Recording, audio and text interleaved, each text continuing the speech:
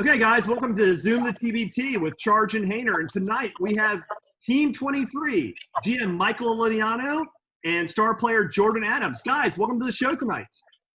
How you doing? Thanks for having us. Hey, thanks, guys, for jumping on. I want to start with you, Michael, as the GM of Team 23. Obviously, a very storied history going back 5 years, made the finals and had a narrow loss to overseas elite back in 2015. In recent years, been struggling to advance into tournaments. So just want to kind of get your thoughts on TBT 2020. I know you're going for a theme of Team 23 after Jordan. So tell me what it looks like for TBT 2020. Well, first, I wanted to actually mention the past. You know, that was such an incredible journey in 2015. It was so much fun. Up until Ohio State actually beat overseas elite, I think we were the closest score-wise. But we were in a position where when we first did it, our players were all, aging at that time. So I kind of feel like as a GM, I'm one of the few GMs that has to rebuild a successful team in TBT, and nobody's done that yet, So this year I decided I want to change everything. I want to kind of take the Arizona moniker out of it. I want to make it about Michael Jordan. I want to get guys that have the right attitude. Everybody that's on the website right now is unbelievably committed. Like, love, especially Jordan, who I really wanted to play last year. He knows that. But I totally understood when he said, I got to play with my alumni. Like, I don't hold that personal. But this year, I'm very excited. I think I'm a shooter and a point guard away, and I am talking to a couple of people that I'm really excited about.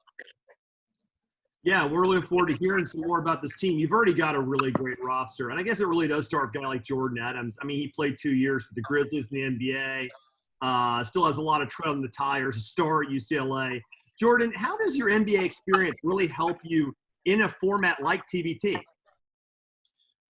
It helps me because, I played against pretty much the best talent out there in the world, and it helps me want to compete more. That everybody will be watching. It's the only tournament that's really going on in the summer. So me playing in the NBA will definitely give me an advantage of knowing how to attack certain players and just to watch the overall game.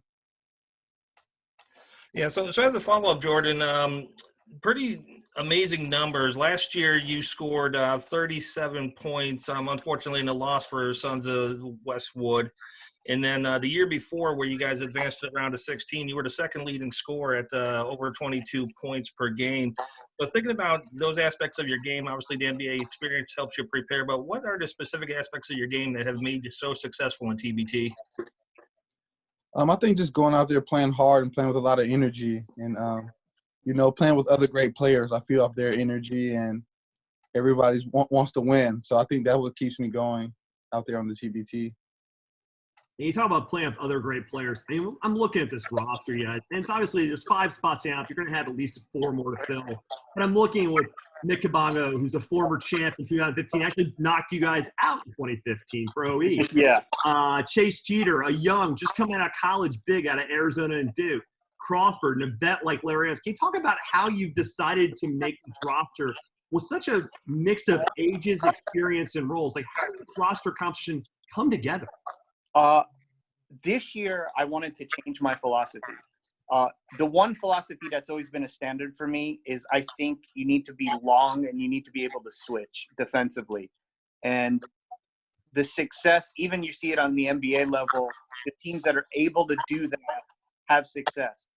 So this year I wanted to make sure that I had a lot of guys that are around that 6'4" to 6'7" range that have long arms that you can switch off on.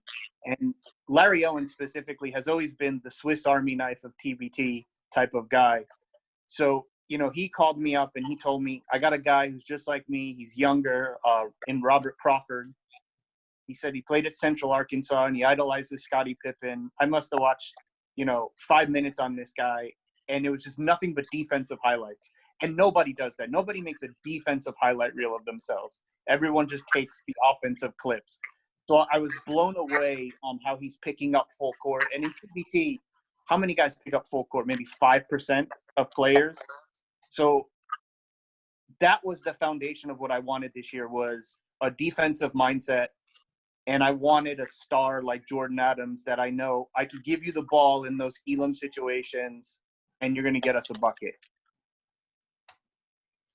Yeah, so Jordan, I'm assuming that Mike has not been your only call to appear in TBT 2020 based on your experience and your numbers speak them for themselves. So kind of what led you to play for team and commit to Team 23 this year? And what's your connection to that theme that Mike's going with Team Jordan? Obviously the name, but what are your thoughts on that? Well, me and Mike stayed in great contact throughout the whole last year and this year. I actually wanted to play with them last year before me going with the UCLA squad. And we just kept in contact, and, you know, he's a great guy, so he kept reaching out for me. And I like his team. I like the way their program is ran, and Mike's a good guy. He's always want to bring in competitive guys to win. And as far as Team 23, I like the Jordan brand. I like everything he's doing with that. I think it will draw good attention. Yeah, I mean, this team is just, I mean, the way it's being built is lit. I really like what you're saying, Michael, about trying to get a switch-heavy thing. You see the Warriors with that lineup of death. You see a lot of teams trying to find mobile bigs and trying to recruit a team with the style of play in mind is something that a lot of teams are getting into, because when TBT started, you see a lot of teams like, oh, I got a few ex-NBA guys, let's roll, and then get whipped by guys who had a plan. Yeah. So how do you recruit the plan? And Keely, how do you recruit in these times? Obviously, we're facing this pandemic. Life has changed a lot. That's why we're doing this online. Like, how is recruiting a challenge, not just of style of play, but also in these times? Well, it's a challenge even without the coronavirus, because you're dealing with guys that, like, there's no guaranteed money in this. They have to play because they love the game. And they're overseas. They don't see their families. So as a GM, you really have to be sensitive of that, because there are players out there who love basketball but value their time with their families. It doesn't mean, oh, you're not a hooper. Like, I get it. It's just, you know, it's a different animal you're dealing with. There's no guaranteed money. Sometimes agents could tell them, you know, no, don't do this. It's not a good idea. So you have to find that right balance. And then for me, there's a certain mold I'm looking for, you know, with the switching defenses and guys that I know are reliable. I've kind of like changed my mentality like after last year, because like two guys kind of backed out, you know, and then Jordan with his situation. So they were three big ads that I had last year that were kind of the foundation of the team, and all of a sudden they were gone, and it changed the whole dynamic. Excellent. So going back to Jordan, obviously coming into Team 23, really looking for you to kind of be the centerpiece and the team leader. Have you played with any of the guys on the roster? Obviously, we already talked about Kabongo and Jeter, Crawford. And have you played with them before? And how are you going to look to prepare for TBT 2020 if there's limited access to gyms and possible time leading up to it?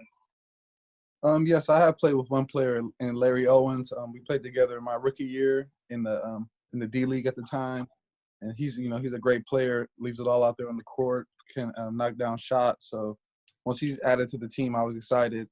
And leading up to the TBT 2020, I think that's a tournament you just have to, you have to grind and get ready for. You can't just show up and think you're going to play well and win. The last 2 years, I spent 2 and 3 months ahead of time just preparing myself, because everyone is really good in the TBT. So you don't want to get caught lacking or looking bad.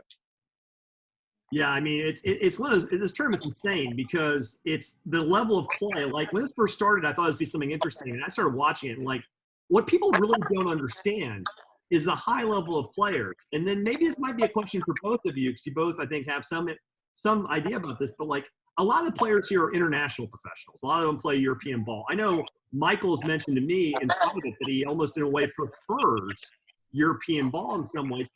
What do people in America not understand about the high quality of European and overseas hoops? I think what people in the United States don't understand is that 1 through 7 on an NBA roster, yes, they are the best in the world. But 8 through 13, you could probably interchange those guys with guys like Jordan Adams, guys like Kyle Fogg, and in some cases you might have more success with those guys. You know, it's the gap, like where the LeBron Jameses and the Kevin Durant's are. That's where the gap is, but it's not like it's 1 through 13 where they're just so far better. If you put a Real Madrid on the court with, you know, the champions of the NBA, they're going to compete. I think a couple of years back they beat the Lakers in an exhibition game. So this is not like unheard of. You know, there's a lot of American talent that plays overseas. Yeah, and speaking to a little bit more of your career, Jordan, we talked a little bit about you playing with UCLA, drafted into the NBA. You're still only 25, and I know you've been slowed a little bit by some injuries. So where do you see your career going in the next few years, God willing, health is on your side? Yes, on those injuries, my last injury was 2016, and I took time because it was my third surgery on one knee. I took a year and a half off, and that kind of delayed me when I wanted to return to high overseas basketball and back to the NBA. So my process now is still the same, just grind, and I have to work my way back up, which I'm fine with. Yeah, I mean, it's really interesting, too. And we were talking about this, Vince and I talk about this a lot because of the different levels of basketball. Like, there's the NBA, and there's all these other great leagues that people don't understand, which is nice that the showcase has. And one thing I find interesting about this year's tournament is, obviously, it's tied a little more carefully to the summer league schedule, the NBA summer league schedule. It's before it only by a week, which I think they got tired of losing guys to summer league every year. They decided to just work with them on timing. Is this the sort of thing you rock out here, Jordan, and you find yourself in Vegas rocking out in summer league too? That is tough for me. I haven't heard any news about me playing summer league, so I'm right now, all my commitment is to Mike because, you know, I built on him last season, and I really want to play with his squad this year and make that back up to him. All right, excellent. And we'd be a little bit remiss if we didn't talk about The Last Dance with Team 23. So obviously a few episodes into The Last Dance. So I guess a question for both of you. Start with Mike. So how are you enjoying The Last Dance? Oh, I loved it. The first 2 episodes, I kind of felt like 85% of that stuff, like if you're an avid basketball fan, you knew. The last 2 last night, I thought the stuff with Dennis Rodman was fantastic. Like, I really felt like, all right, you're inside of their lives at this point. And when we lived through that in the 90s, like, you lived through it as a fan, but now, like, you're living what they went through as human beings, which is very fascinating to me. Yeah, I mean, the veil gets unleashed, and us as fans, us who are like basketball lifers, whether it's a player, a fan, someone involved, you hear these stories, and they always sound a little outlandish. And I'm also wondering, like, TBT has its share of colorful characters as a throw together. What would be your biggest odd story, either one of you, from like this experience? I guess I'll ask Jordan that first. Like, what's a story that people just would not believe if they had you tell them? People don't believe that I think TBT is the hardest tournament I've been a part of. I think it's harder than the NCAA tournament. I think you need that same elite focus just to even get to the next game or to win it all. I haven't even got close to winning it all, and I gave it my all every year. So that's how I know it's very, very tough. It's competitive. How about you, Michael? What do you got? Something crazy up your thing you've seen in this event that's just nuts, too hard to believe? I'd probably have to go back to the first year because, like you guys, I'm an average Joe who loves the game, and all of a sudden I'm thrust on this stage, you know, representing a city at that time because most of my guys were from Phoenix, Arizona. And when I walked into I think it was the Rose Hill Gym in Fordham, and here I am, I'm a New Yorker, I've never been to that gym. That gym has a presence about it, kind of like, it's a very old looking gym, and it has a presence a lot like the Boston Garden. And here you are when you see your team logo on the wall, and you're like, I can't believe this is really happening. And when we lost, you know, you're riding this roller coaster, and then when you come down, and I know this for a fact that every team that has lost the championship, they've all been in tears. And And I think that's what surprises you the most is here's these guys that are professionally getting paid to play, and they're in tears, like losing these games, you know? And the passion for this tournament is unparalleled. So I think our production assistant needed to scratch and say hi. Go ahead. I'm sorry. It's all you. No, I saw you. Got to get the dogs in the picture. Yeah, my dog's a little old upstairs hiding. But yeah, I agree with you 100%, Michael. The passion and the energy put into TBT is just unparalleled. Quick question for Jordan. Obviously, you played on a lot of different levels, from the NCAA to the NBA, and a bunch of leagues in between. So appreciate you jumping on tonight. And you're actually our first player to join our Zoomcast that we just launched. And so I'm curious, from your perspective, what you think about the Elam ending. So you played in it the past 2 years, so you've seen it from the beginning. You saw the buzz at the NBA. So you personally, as a player, for the Elam ending, against it? Oh, I think it's great. I think it's a new way to end basketball games. We all grew up playing the traditional way, the clock decides who wins. But you could be down. It gives you a chance to come back and really show what you're made of and come back and win. So I really like it. I think it's a good thing to have going. Yeah, I mean, I'm looking at this team, and I mean, I'm looking at the regions you're looking at. You're in Wichita. Obviously, that's the Aftershocks. That's a lot of teams out there that are really solid you're facing.